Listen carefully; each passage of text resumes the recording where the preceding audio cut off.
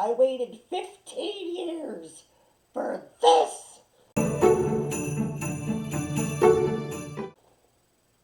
Wow, what a disappointment. After 15 years, this franchise comes back from hiatus and then gives us whatever this was supposed to be. As someone who genuinely adores the first Prep and Landing, a clever, fast-paced Mission Impossible style Christmas special with heart and humor, and who even thinks the second one is a really fun follow-up, I was really excited for this one.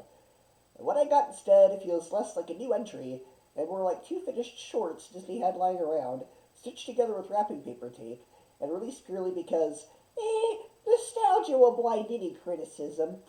The magic, the charm, the sense of wonder from the first two are just gone. One of the biggest letdowns is how shockingly plotless this special is. The first two entries understood pacing. They built tension, they set up missions, there were actual stakes, character arcs, and clever gadgets. They treated the idea of a covert Christmas task force with creativity, blending holiday spirit with spite through their energy. Snowball Protocol, meanwhile, feels like someone accidentally greenlit the deleted scenes reel. There's no central conflict, no emotional journey, and no reason for the audience to invest. The entire story is basically two disconnected, paper-thin hijinks scenarios that barely justify their own runtime, let alone this special. You keep waiting for the mission briefing and the gadgets de-escalating tension, but instead the special just gives up and shrugs. It's more shorts made for commercial breaks on the Disney Channel rather than long-awaited franchise revival. Now let's talk about the atmosphere, or rather, the complete lack of it. A Prep and Landing entry taking place after Christmas might not automatically be a bad idea, but the way it's executed here strips away the entire heart of what makes the franchise special. The earlier two dripped with Christmas energy: snowy rooftops, glowing houses, cookies cooling on the counter, Wayne and Lanny prepping the scene. Snowball Protocol somehow forgets it's even a Christmas special. It's bizarre. The Mission Impossible parody angle, nowhere to be seen. The gadgets, barely used. The sharp, clever dialogue and character dynamics, missing in action. Instead, we get goofy hijinks, and not even the charming kind. These feel like first draft storyboards nobody bothered to refine. What hurts most is that Wayne and Lanny feel like shadows of their former selves. In the first two specials, Wayne actually had a character arc. Burnout, jealousy, redemption. Lanny had enthusiasm, growth, and purpose. Here, they're just kind of there. Doing stuff. Talking. Filling time.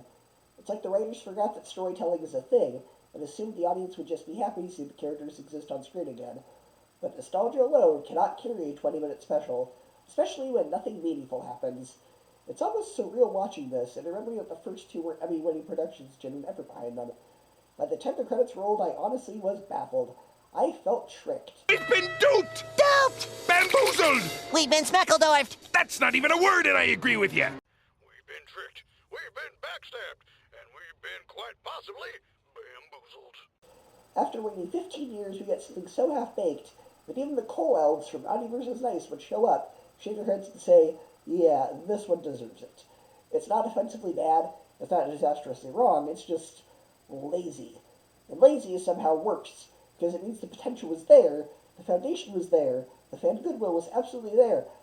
The creators just didn't do anything with it. Ultimately, Snowball Protocol is kind of especially forget the moment it ends. It doesn't build on the world, it doesn't advance the characters, and it doesn't even try to recapture the tone that made the original two so beloved. And maybe that's the biggest disappointment of all.